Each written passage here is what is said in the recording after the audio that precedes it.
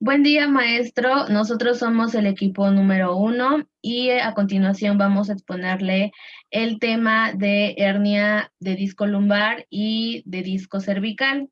Nuestro equipo está conformado por mis compañeros Ina Betanzos, mi compañera Karen Alejandra, el compañero Omar Fidel, Lisette Camila, María Leilani, Jesús Alberto, Enrique Maximiliano y una servidora Gloria Aviram.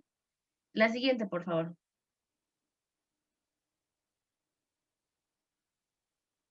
La siguiente.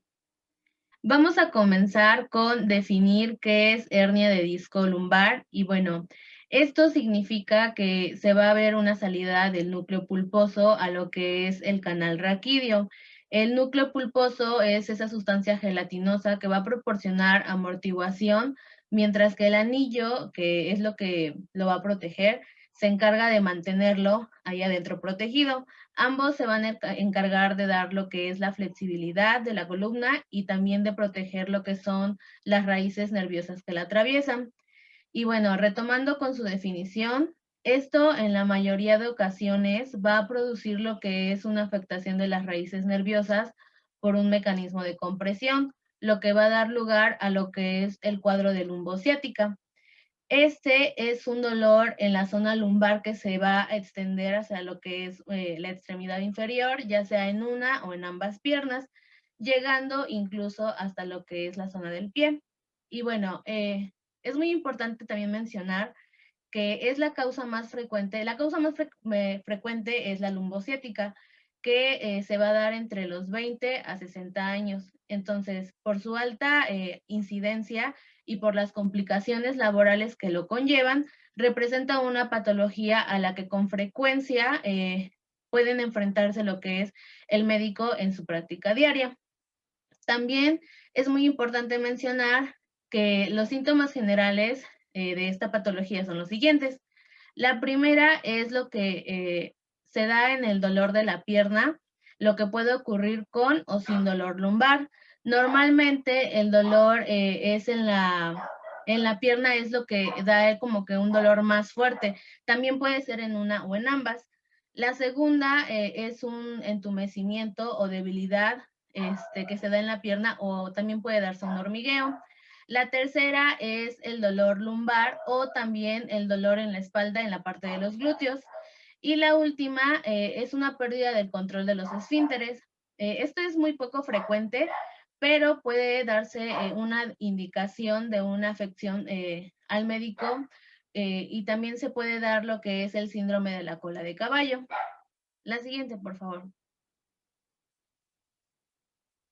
Vamos a mencionar lo que es su mecanismo de lesión y bueno, el mecanismo típico de producción de esta hernia consta en lo que son 3 tiempos. El primero consiste en una flexión del tronco. Esto, bueno, en el espacio discal se va a abrir hacia atrás y esto va a aumentar la distancia entre lo que son los platillos. El segundo es aumentar a lo que es la carga al recoger un objeto.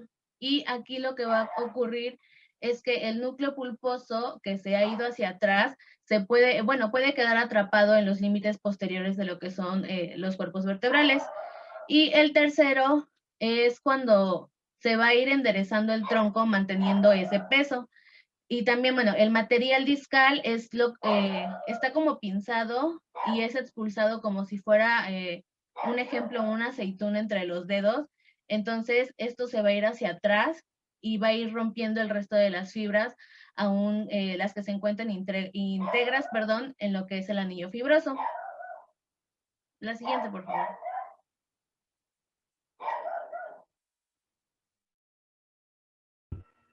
Bien, ahora vamos a continuar con lo que son la clasificación de los tipos de hernia discal lumbar.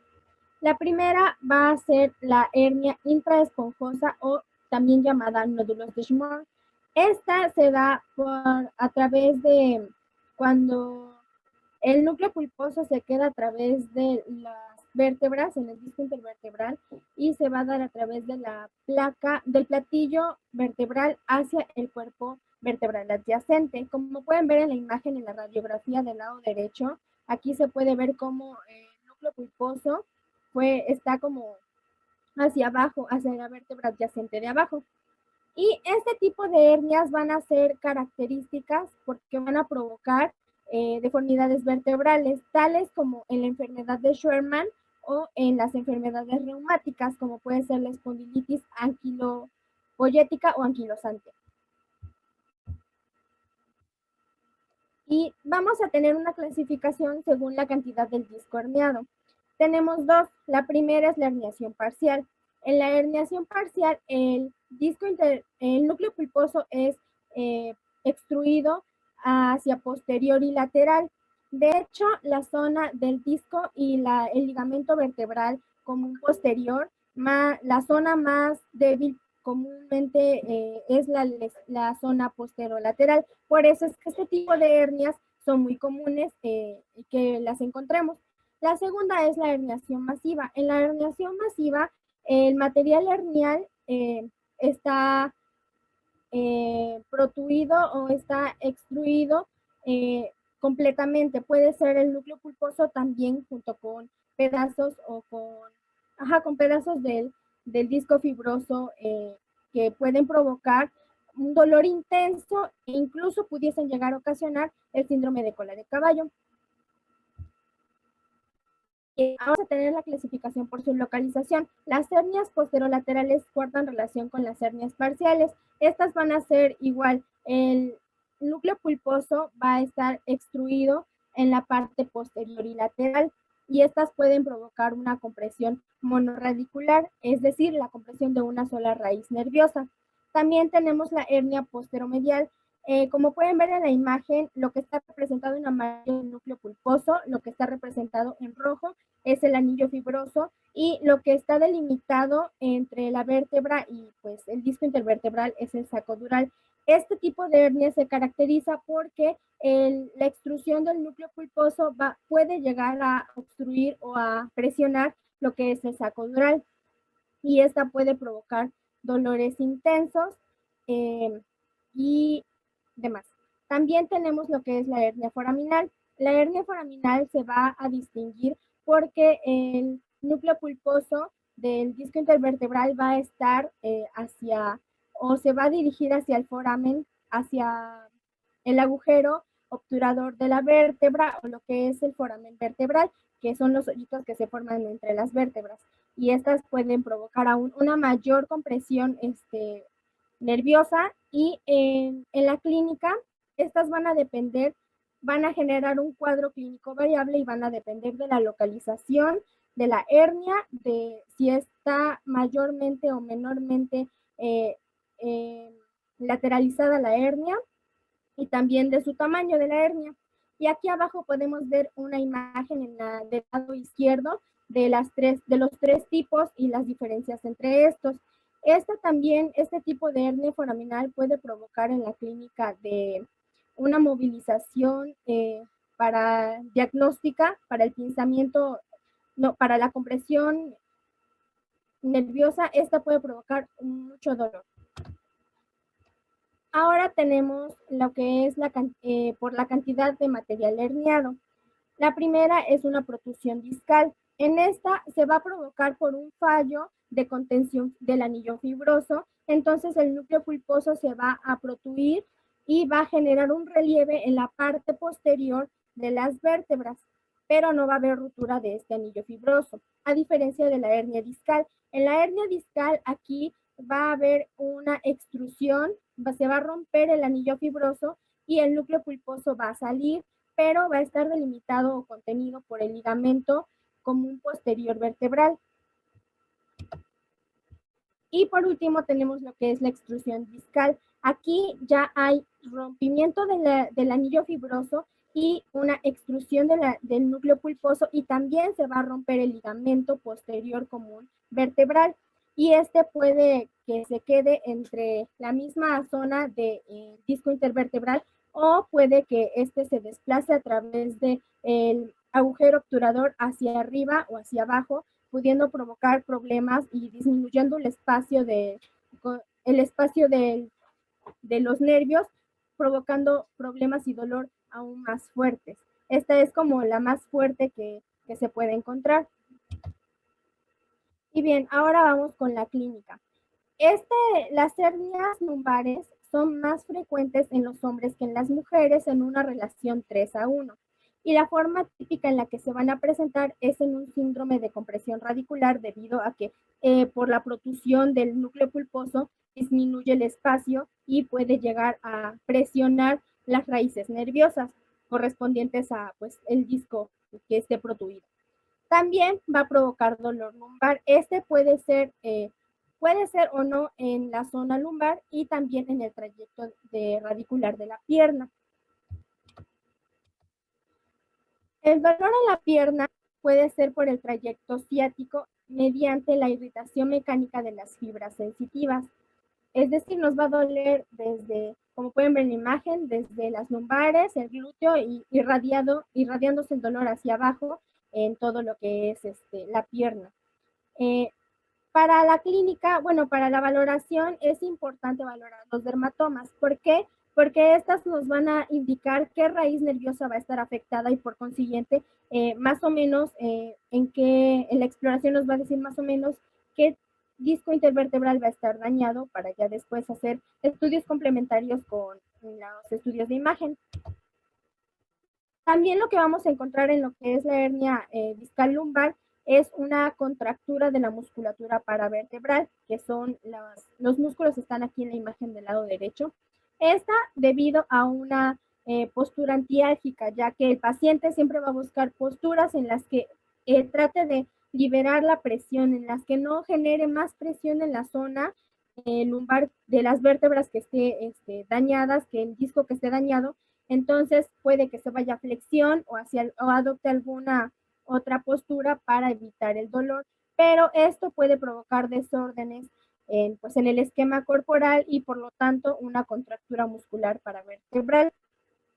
En los casos de los síntomas, la sintomatología neurológica, algunos pacientes del 30 al 75% pueden referir hipoalgesia, hiperestesia o disestesia. La hipoalgesia es la falta o la disminución ante el sentido del dolor, ante percibir el dolor. La hiperestesia es todo lo contrario y la disestesia son sensaciones desagradables que pueden presentarse con o sin estímulos. También un 35% de los pacientes puede que refieran un déficit motor debido pues a este tipo de herniación lumbar. Esta maniobra nos va a indicar la irritación de las raíces nerviosas. Consiste en levantar pasivamente la extremidad afecta con extensión de rodilla hasta un máximo de 70 grados y va a ser positiva si aparece dolor de tipo ciático. También se puede realizar en sedestación. En la maniobra de Bonnet se lleva a cabo una flexión de cadera y una flexión de rodilla y se va a hacer una aducción de cadera y una rotación interna de cadera. Esta se utiliza para valorar la neuralgia compresiva del nervio ciático. Esta maniobra parte de la posición y de los grados en las que el ACG es positivo. A partir de esta posición se disminuye la flexión de cadera hasta donde desaparezca el dolor y se lleva a cabo una flexión dorsal de tobillo. Si esta maniobra es positiva, va a indicar compresión radicular de las raíces L4 a S1. Esta nos sirve para diferenciar entre la ciatalgia y el dolor de cadera. Se parte de la posición en la que la maniobra de la sella es positiva. Se realiza entonces una flexión de rodilla y si la afectación es coxofemoral, el dolor aumentará, mientras que si existe irritación del nervio ciático, el dolor disminuirá o desaparecerá. En la maniobra de Kerning, el paciente se va a poner en decúbito supino y va a realizar una flexión activa de cadera y de rodilla. En este caso lo voy a hacer yo pues porque es un muñeco. Entonces va a realizar la flexión activa de cadera y de rodilla. Después el clínico, el fisioterapeuta, va a realizar de manera pasiva la extensión de rodilla para que después el paciente realice de forma activa la extensión. Y si aparece dolor radicular, puede indicar una irritación de las raíces nerviosas. En esta prueba existirá lesión en S1 si el paciente es incapaz de andar o mantenerse de puntillas, mientras que la lesión se localizará en las raíces nerviosas de L4 a L5 en caso de que el paciente no pueda sostenerse de talones. Bueno, profesor, muy buenas tardes. Me llamo Jesús Alberto y yo le voy a hablar un poco sobre el tratamiento fisioterapéutico. Pero antes de hablar un poco sobre el tratamiento fisioterapéutico, vamos a hablar un poco sobre las maniobras que existen para el diagnóstico de las hernias. Vamos a encontrar una que es muy importante, que es la de la Sage. De esta maniobra van a partir pues un sinfín de maniobras, como que las variantes que existen. ¿En qué consiste la maniobra? Va a ser de manera, bueno, lo podemos hacer sentado. Se va a tomar la pierna del paciente, se va a hacer una flexión y una extensión de rodilla. Vamos a intentar llegar a 70 grados y vamos a ver si presenta dolor. Hay otra variante en la cual vamos a hacer con el pie una dorsiflexión y vamos a ver en qué punto pues se presenta el dolor. Ahora que tenemos esta maniobra, esta maniobra, vamos a ir con la maniobra de Bragard. Aquí vamos a partir desde el punto en el que apareció el dolor, es decir, por ejemplo, si a los 68, 70 grados apareció el dolor en la maniobra de la SAG, aquí vamos a partir de ese punto y vamos a intentar subir un poquito más para ver hasta qué rango de movimiento ya es que el paciente no puede aguantar, y de ese punto vamos a ir disminuyendo poco a poco hasta encontrar en qué punto ya el paciente no pues refiere dolor. De aquí vamos a ir con la prueba diferencial de la SAG, igual es una de las variantes que existen. Este va a ser un poco al revés, porque ahora va a ser una flexión de rodilla. Este va a ser, aquí vamos a ver que vamos a diferenciar entre un dolor de cadera y un dolor pues de una hernia discal. Vamos a partir de que va a haber una flexión de rodilla y una plantiflexión. Vamos a extender la cadera y vamos a ver que si el dolor aumenta, vamos a encontrar que es un dolor de cadera. Bueno, ahora le voy a hablar un poco sobre el tratamiento fisioterapéutico. ¿Podrás cambiar, por favor, compañera?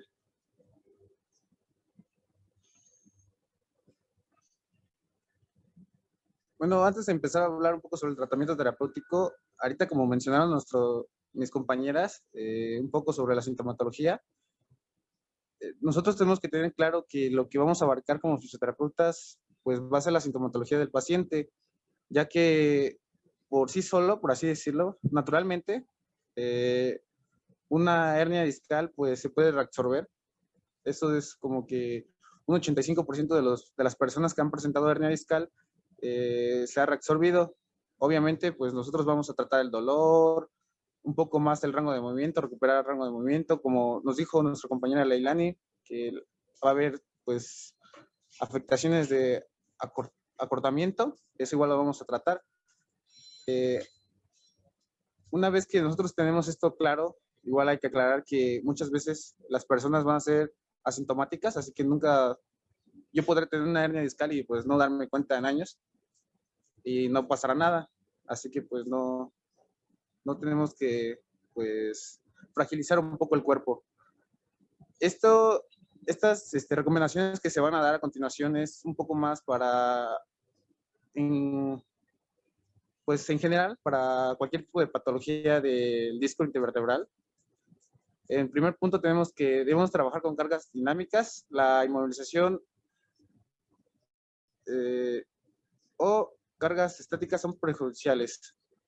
Como les decía, pues siempre nosotros como fisioterapeutas tenemos que estar a favor del movimiento, no debemos de fragilizar el cuerpo, porque pues el cuerpo humano es algo tan grande que si nosotros fragilizamos o mandamos al paciente a que guarde reposo, descanso, pues lo único que vamos a hacer es empeorar la situación, cuando realmente ya se demostró que pues se puede reabsorber una hernia discal y podemos mejorar pues la sintomatología. La dirección de la carga debe ser preferentemente axial, evitando los rangos máximos de movimiento y actividades de torsión. Bueno, aquí pues vamos a ver que pues no es prohibido hacer movimientos de rotación, porque pues en el día a día pues vamos a hacer movimientos de rotación, estar pues rotando el tronco. A veces pues es algo inconsciente, pero sí tenemos que tener un poco más más en cuenta o pues ser un poco más conscientes y educar al paciente de que pues le puede haber un poco más de afectación en cuanto a los movimientos de torsión. Asimismo, llegar a una extensión que por lo general es muy doloroso para los pacientes o una flexión. En el tercer punto es importante tener en cuenta que trabajar en la mañana puede aumentar el riesgo de lesión, ya que la presión intradiscal al despertar es mayor que el resto del día. Bueno, pues esto como que es un poco claro. Así como nos decían una vez cuando estábamos en los primeros cuatrimestres, en primero, nos decían que por las mañanas éramos más altos, que porque había una mayor presión intradiscal y que porque según había mayor agua, por así decirlo, mayor hidratación por las mañanas, mayor descanso. Luego, en el cuarto punto vamos a encontrar que trabajos de carga de baja o excesiva intensidad pueden ser perjudiciales. Aquí entra pues algo muy importante que es la dosificación de pues nuestras cargas. Como sabemos, pues para dosificar el ejercicio pues hay tantas variantes, no nada más es el peso, ya que podemos trabajar pues con la intensidad, con la frecuencia. Esto es pues de suma importancia, pues no tan solo en las hernias discales, porque pues como somos terapeutas, pues tenemos que aprender a dosificar un poco esto. Voy a citar un poco a Samantha Watson. Bueno, ¿qué nos dice ella? Que la compresión dinámica es uno de los factores más importantes. Esto nos va a ayudar, pues, la biocinética del disco intervertebral. Es necesario, pues, tener en cuenta esto que nos dice esta persona, Samantha, que es una, pues, terapeuta muy reconocida, que nos dice que para que haya un mayor, pues, ¿cómo decirlo? Una mejor función de la columna vertebral, siempre tenemos que tener en cuenta las cargas, ya que, pues de por sí, nuestro cuerpo, nuestra columna soporta todas las cargas, pero no hay que fragilizar el cuerpo y esto es algo que nos enmarca mucho esta persona. Siguiente, compañera. Se va a iniciar con lo que es la relajación inicial. La posición del paciente va a ser en decúbito supino con las piernas extendidas. La técnica consiste en inhalar lentamente por la nariz y exhalar con la boca lenta y suavemente. El desarrollo es realizar 3 series repitiéndolo 20 veces. Después se va a realizar un estiramiento de cadenas posteriores asociado a fortalecimiento de los músculos del muslo. La posición va a ser la misma que la anterior, con las rodillas extendidas. La técnica va a consistir en levantar una pierna hasta donde sea posible y mantener esa posición unos segundos sin respirar para volver a la posición basal. Se va a alternar con ambas piernas y se van a realizar 3 series de 20 repeticiones. Sigue el estiramiento de cadenas posteriores y fortalecimiento de abdominales. La posición es la misma que la anterior y la técnica va a consistir en levantar el pubis hacia arriba y mantener esta posición unos segundos aguantando la respiración. Después lentamente se va a volver a la posición inicial. Este ejercicio sirve para alargar el canal raquídeo y contrarrestar la lordosis lumbar. Se va a realizar 3 series de 20 repeticiones. Se va a continuar con un alargamiento de la columna lumbar. La posición es en decúbito supino y la técnica consiste en levantar la rodilla hasta llevarla al pecho, tomándola con ambas manos. Se va a alternar este ejercicio con cada pierna y se va a repetir 20 veces con cada pierna. Se va a realizar el fortalecimiento de los músculos abdominales variante 1. La posición va a ser el paciente en decúbito supino con las rodillas flexionadas y los pies apoyados en el suelo. La técnica consiste en intentar llevar la mano hasta tocar la rodilla del lado opuesto, levantando a la vez la cabeza y el hombro. Este ejercicio se va a realizar 3 series de 20 repeticiones. Y se puede realizar de manera continua o entre cada lateralización de tronco se puede hacer una breve pausa. Se va a continuar con el fortalecimiento de los músculos abdominales variante 2. La posición va a ser en 4 puntos o de rodillas y la técnica consiste en levantar la espalda a la vez que se inhala el aire. Se va a aguantar unos segundos y después se va a volver a la posición inicial relajada. Este desarrollo va a constar de 3 series de 20 repeticiones. Y por último, se va a realizar el fortalecimiento de los músculos de la espalda. La posición va a ser en decúbito prono, con el vientre apoyado en el suelo o en un cojín. La técnica consiste en intentar levantar los brazos y las piernas hacia arriba, aguantando la respiración durante unos segundos, y después se vuelve a la posición relajada inicial. El desarrollo va a constar de 3 series de 20 repeticiones, y también se puede realizar con los brazos pegados al tronco, como se puede notar en el video, o llevando los brazos por encima del hombro. Es importante mencionar que estos ejercicios se pueden realizar en un caso de herniación leve que no amerite intervención quirúrgica, y siempre es importante valorar la posición de la hernia, porque de eso puede depender si los ejercicios se realizan en flexión o en extensión.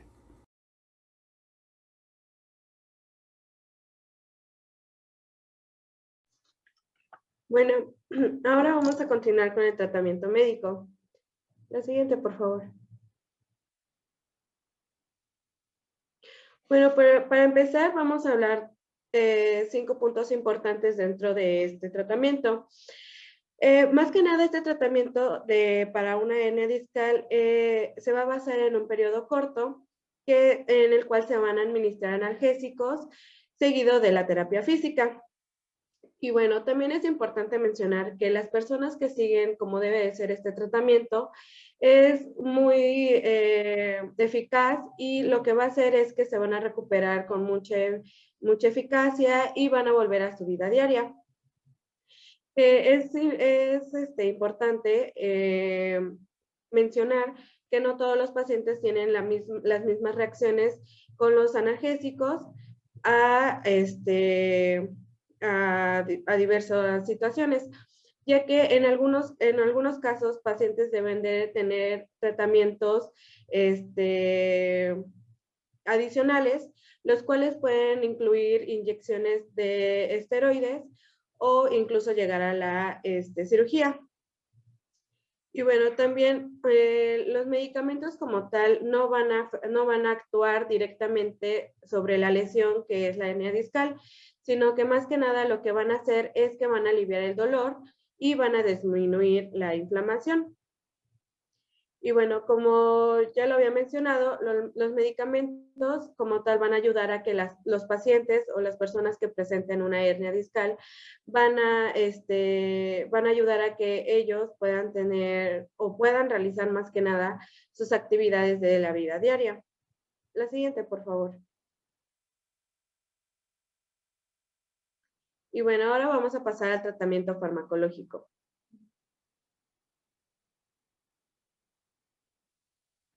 El tratamiento farmacológico se va a basar en 3 fases. Cada fase se va a enfocar o va a ser dedicado a la gravedad de cierto paciente, ya que no todos los pacientes presentan los mismos síntomas. En la primera fase es cuando se le pueden aplicar los calmantes. Esto quiere decir que pues los pacientes no presentan un dolor intenso, sino un dolor leve que con un calmante puede disminuir el dolor. En la segunda fase, en caso de que los calmantes no sean eficaces y el dolor persiga y cada vez va aumentando, se le va a indicar o se le va a insumir los antiinflamatorios. También es un punto importante es que los antiinflamatorios no se deben aplicar o se deben consumir más de 14 días seguidos. En la tercera fase es cuando ya se empiezan a consumir los relajantes musculares. Esto se va a aplicar cuando el paciente ya no tenga eficacia con los calmantes o con los antiinflamatorios, que va a hacer que el médico va a volver a valorar al paciente para ver si es necesario aplicar los relajantes musculares. La siguiente, por favor. Y bueno, pues uno de los analgésicos son el paracetamol y la morfina.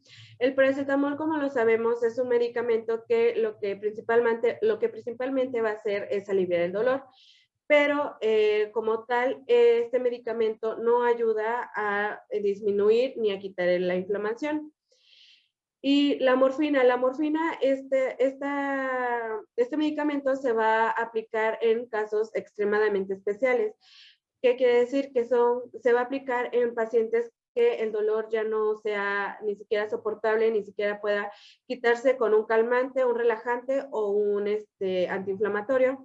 Esto se aplica en pacientes que su dolor es insoportable y ya sea muy necesario aplicarlo. Igual, la morfina se aplica mediante la receta y no es automedicable. La siguiente, por favor. Y bueno, ahora vamos con los antiinflamatorios. Como bien lo dice el nombre, estos medicamentos van a ayudar a la desinflamación, al igual a quitar el dolor, que es la aspirina, el ibuprofeno y el naproxeno.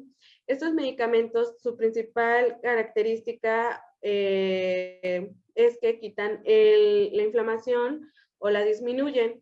Es la gran diferencia, es la principal diferencia que tiene con el paracetamol. Hola, profe, espero que tenga un buen día.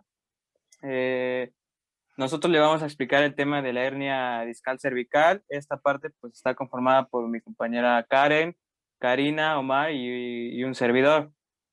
Primero vamos a empezar a definir pues qué es una hernia discal cervical. Esta, según la bibliografía, dice que es la compresión del núcleo pulposo del disco intervertebral que puede comprimir una o varias raíces nerviosas, dando lugar así a una sintomatología radicular sensitivo-motora. Bueno, en la parte derecha superior tenemos una imagen, es para recordar un poco sobre la anatomía de la columna cervical. Tenemos siete cuerpos vertebrales. Y hablando, por ejemplo, de la hernia, pues es importante recordar que existe un disco intervertebral entre cada espacio intervertebral de las vértebras. Y a su vez este disco pues está conformado por dos estructuras importantes, que es el núcleo pulposo y el anillo fibroso. La hernia como tal sucede cuando existe una compresión excesiva sobre el disco intervertebral. Lo que hace es que de una u otra manera forza lo que es el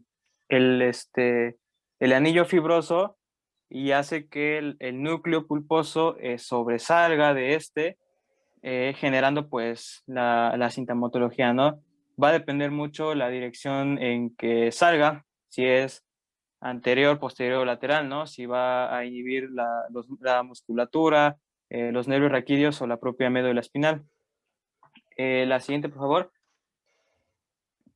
En cuanto a la fisiopatología, pues bueno, en esta imagen podemos explicar bien. Aquí tenemos dos cuerpos vertebrales, no importa cuáles sean, obviamente sabemos que es referencia a la columna cervical. Tenemos, o va a constar de 3 puntos, que sería el primer punto, es como tal el cuerpo vertebral, que son las partes que están pintadas de amarillo. Tenemos lo que es la hemivértebra, en la vértebra superior, en la primera, se le conoce como la hemivértebra inferior. Es esa parte amarilla o sobre el rectángulo que está coloreado. Y la vértebra inferior, la parte que está coloreada, se le conoce como la hemivértebra superior. El segundo punto es el que está encerrado en un círculo rojo, que ese es, pues digamos que el punto de apoyo, que también se le conoce como una palanca de segundo grado, y ahí es donde se va a encontrar la articulación intervertebral o la articulación apofisiaria. Y el último punto es donde está coloreado de verde las líneas, y ahí es donde se va a encontrar como tal la musculatura interespinosa. Lo que sucede es similar a una pinza de la ropa. Tenemos igual los 3 mismos puntos. Entonces, cuando se realiza los movimientos que realizamos a diario, más comúnmente obviamente lo que es la flexión. Bueno, los tres puntos tienen que trabajar en sinergia para que no exista, pues como tal, lo que es la lesión. Lo que sucede es que el primer punto que se activa, por decirlo de alguna manera, sería el punto de las líneas verdes, que sería el punto activo. Cuando se realiza el movimiento, lo que va a hacer es que esa misma musculatura que estaría como presentada por las líneas verdes se va a activar y hace que exista, bueno, en esta parte se aproximan estos dos puntos y en los dos puntos donde se encuentran las semivértebras, está representado por las líneas amarillas, hay dos flechitas que indican hacia arriba y hacia abajo. Eso quiere decir que en este punto va a haber una descoaptación. Entonces, eso quiere decir que va a haber una liberación de la compresión del disco intervertebral. Entonces, eso sería como tal el funcionamiento de la biomecánica.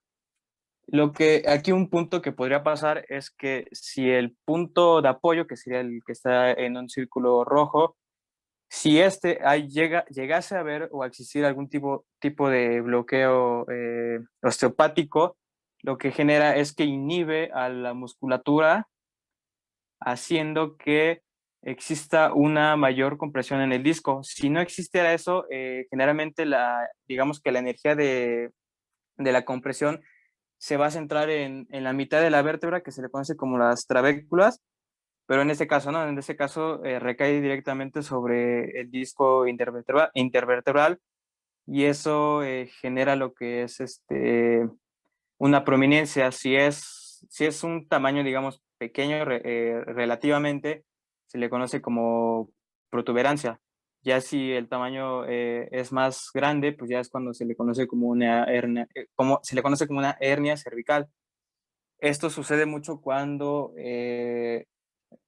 obviamente hay muchos mecanismos, ¿no? Que más adelante se les va a comentar, pero una parte importante pues es cuando nosotros tenemos una mala postura, cuando realizamos, por ejemplo, algún tipo de flexión, pero ejercemos, o más bien la postura no la cuidamos y hacemos exceso de cifosis. Entonces, eso hace que como ya dije, genere un bloqueo a nivel de las articulaciones, inhibiendo la musculatura y a su vez, pues va a referir a la compresión excesiva de los discos intervertebrales. Es importante decir que naturalmente y fisiológicamente, pues va a haber una coaptación siempre, ¿no? Por eso están estas estructuras ahí presentes. Digamos que la diferencia es que cuando existe una coaptación, una compresión, mejor dicho, perdón, una coaptación intermitente, que sería más o menos así, es, digamos, lo natural y lo fisiológicamente correcto. El problema sucede cuando esta compresión que queda, o sea, hay mucha compresión durante mucho tiempo y es ahí cuando pues el disco va perdiendo sus propiedades, se va deshidratando y va haciendo que pues digamos que se rompa y así, o se desgaste, mejor dicho, y así es como el núcleo pulposo sobresale y se generan las hernias cervicales. Eso es, bueno, y la siguiente, por favor.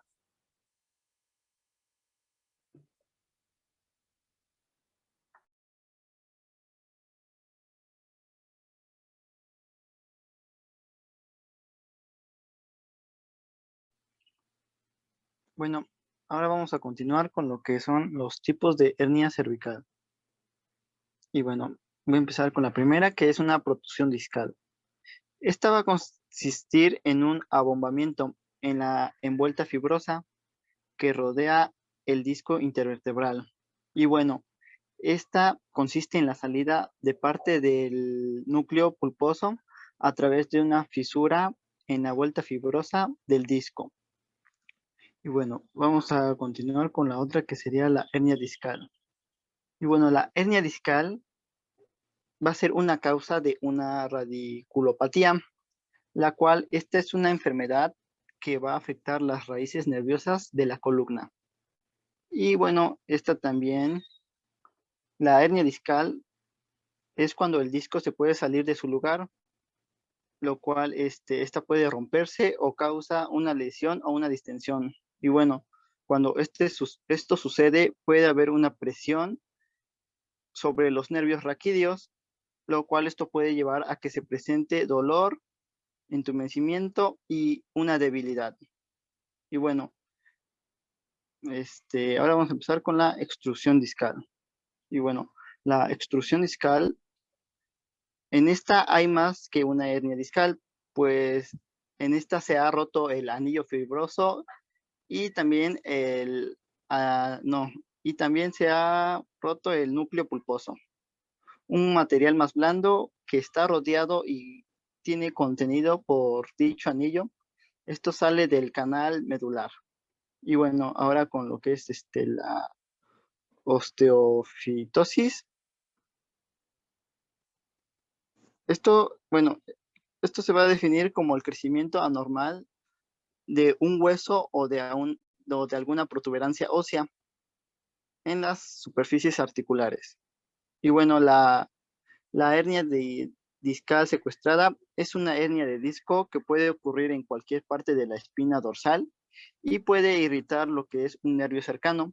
Según la ubicación de la hernia del disco, bueno, esto puede provocar dolor, entumecimiento, debilidad de un brazo o de alguna pierna y también puede dañar muchas superficies. ¿Podemos cambiarla a la otra, por favor?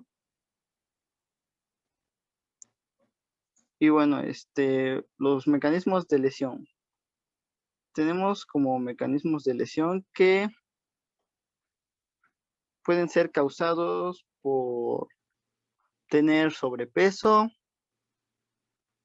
también el tabaquismo, no tener un estilo de vida sedentario, sentarse o quedarse parado en la misma posición por muchas horas, y también esto puede ocasionarlo por doblar o torcerse el cuello repentinamente o también la espalda.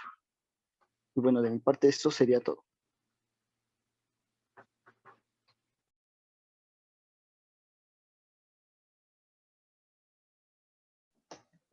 Bueno, continuando con la exposición, profesor, yo soy Karina Betanzos y voy a explicarle acerca de la clínica de la hernia discal cervical.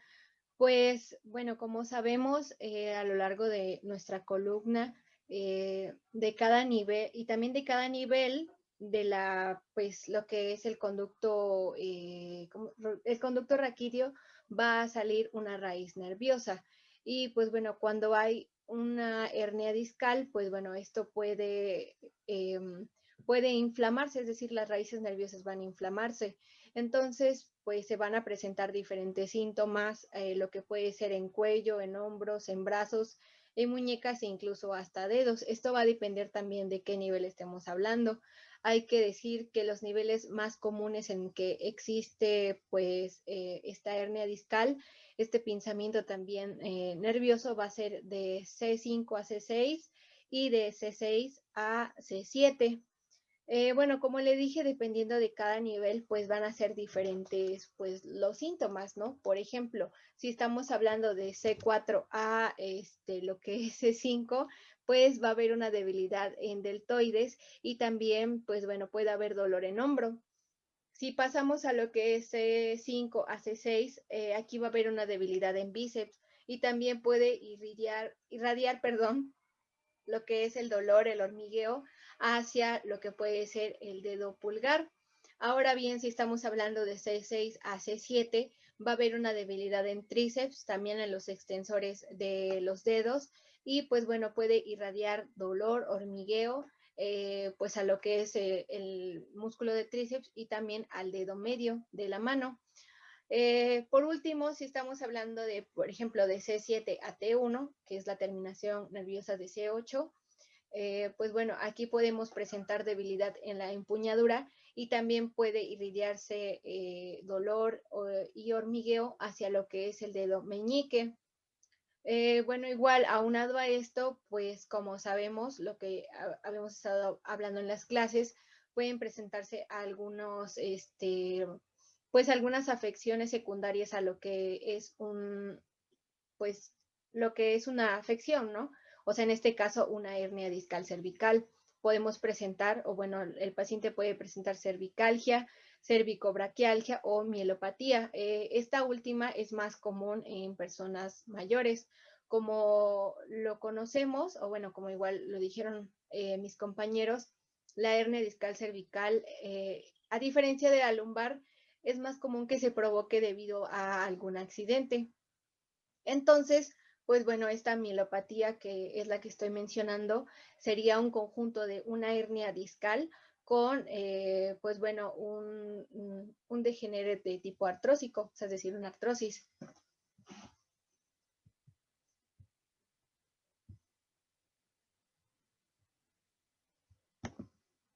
Bueno, ahora en cuanto a las pruebas diagnósticas, nosotros podemos dividir las pruebas en dos. Vamos a tener la imagenología, que si bien podemos realizar muchas pruebas, bueno, la radiografía no es recomendada en estos casos, aunque pues también se llega a hacer. La prueba de imagenología más recomendada para una hernia cervical discal es la resonancia magnética nuclear, ya que en este caso pues podemos observar si existe algún pinzamiento de terminaciones nerviosas.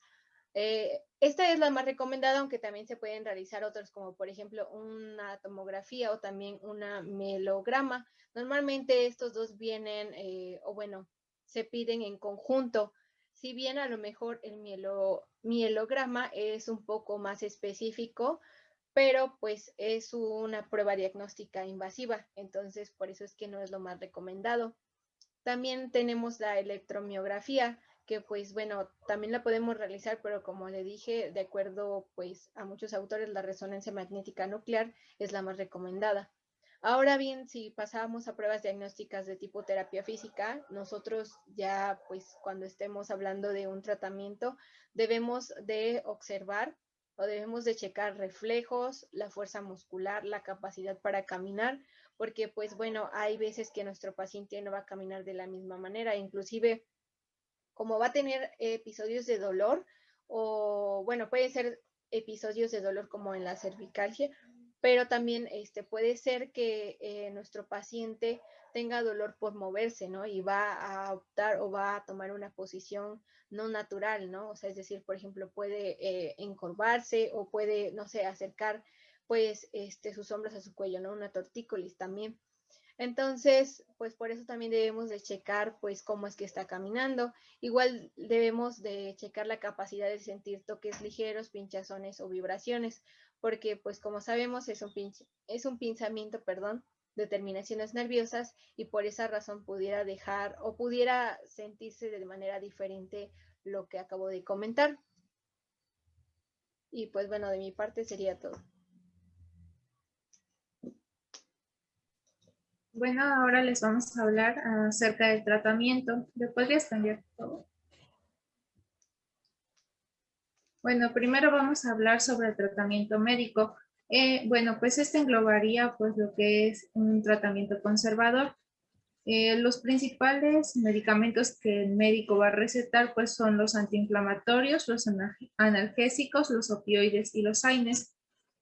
Este tipo de medicamentos se recetan principalmente porque quieren aliviar el dolor. El dolor, como ya se les mencionó, proviene principalmente porque pues hay un pinzamiento en la raíz nerviosa. Cuando el dolor no es tan severo, pues se le recetan a nuestro paciente nada más un antiinflamatorio o un analgésico, pero cuando el dolor empieza a ser muy fuerte, entonces o el médico empieza a cambiar pues a opioides o AINES, que pues ya sería un tratamiento un poco más fuerte para que el dolor como tal disminuya. ¿Puedes cambiar? Bueno, de ahí viene un tratamiento quirúrgico que es conocido como disectomía. Esta cirugía como tal consiste en extirpar los tejidos dañados, es decir, se va a sacar pues como tal la hernia que está dentro, pues en medio de los discos intervertebrales, y también se van a extirpar los fragmentos de los discos de los huesos o del disco intervertebral. porque pues como hay una opresión es necesario quitar todo ese fragmento para evitar otro pinzamiento o que vuelva el dolor. Y también, bueno, esta cirugía se realiza en la parte anterior, no es nada complicada y bueno, sí, se podría agravar simplemente porque pudiese haber una infección o se quedaran algunos fragmentos óseos, pero generalmente este tipo de cirugía es muy fácil de realizar. Siguiente, por favor. Bueno, ahora vamos a hablar acerca del tratamiento fisioterapéutico. Algo que se emplea mucho cuando hay una hernia cervical es la masoterapia. Bueno, cuando realizamos masoterapia se realiza principalmente para reducir el dolor y otra de las cosas es que por tanto dolor nuestro cuerpo va a optar por tener una postura antiálgica. Entonces es aquí en donde se forma una contractura pues en los músculos paravertebrales. Lo que nosotros tenemos que hacer es hacer un masaje de forma de distal a proximal para que el músculo se relaje. Otra de las cosas que podemos aplicar también es la crioterapia. Bueno, en la crioterapia nos va a servir principalmente para poder desinflamar y pues también para quitar dolor. Termoterapia igual se va a usar. Bueno, va a depender mucho de nuestro paciente y del dolor que lleve, por eso, perdón, de la inflamación que lleve. Si es muy grave, entonces vamos a aplicar termoterapia, pero si es una inflamación ligera, entonces aplicamos crioterapia. Los estiramientos también nos van a ayudar mucho. Generalmente, pues son hacia los movimientos naturales del cuello, que sería sobre flexión, extensión y pues las lateralizaciones. Obviamente nuestro paciente no va a realizar estos estiramientos durante mucho tiempo, sino que son como 5 segundos máximo y regresa a la posición, descansa y vuelve a hacer el estiramiento. Son 3 repeticiones y de 3 a 5 segundos dependiendo pues, de la tolerancia de nuestro paciente. De ahí tenemos lo que es la tracción cervical. Bueno, ahí hay 2 imágenes, una que está realizada por un fisioterapeuta y la otra pues es por medio de un aparato. Es más recomendable que se use pues la tracción cervical por un fisioterapeuta porque pues sabe sobre qué vértebras va a trabajar. Este tipo de tracción va a servir para descomprimir el nervio y obviamente se va a aliviar el dolor. Pero pues hay muchos médicos que igual van a recomendar que usen el aparato donde todo el tiempo lo va a tener, bueno, la mayor parte del tiempo lo va a tener sobre la barbilla o la mandíbula inferior y va a hacer como que una rectificación y va a mantener como que las vértebras separadas, evitando la compresión. De ahí tenemos lo que son las técnicas de movilidad neural. Estas van muy de la mano con los estiramientos. Generalmente las técnicas de movilidad neural van más hacia el sistema nervioso periférico, es decir, que van a haber movilizaciones, pues como tal, de los conductos nerviosos, pero en sí o sea, este tipo de técnica se apoya del estiramiento porque como tal, al estirar generamos descompresiones y pues ahí el nervio como tal va a tener un alivio. Y los fortalecimientos de los músculos de la columna, pues también es un tratamiento que pues va a ayudar al paciente a que mantenga las posiciones adecuadas y generalmente para pues igual aliviar el dolor. Y bueno, esas son las técnicas más utilizadas dentro de fisioterapia para poder aliviar los dolores generalmente de una hernia discal. Cabe recalcar que la fisioterapia nada más se va a encargar de aliviar el dolor. La hernia pues como tal no va a desaparecer y pues eso sería todo de nuestra parte.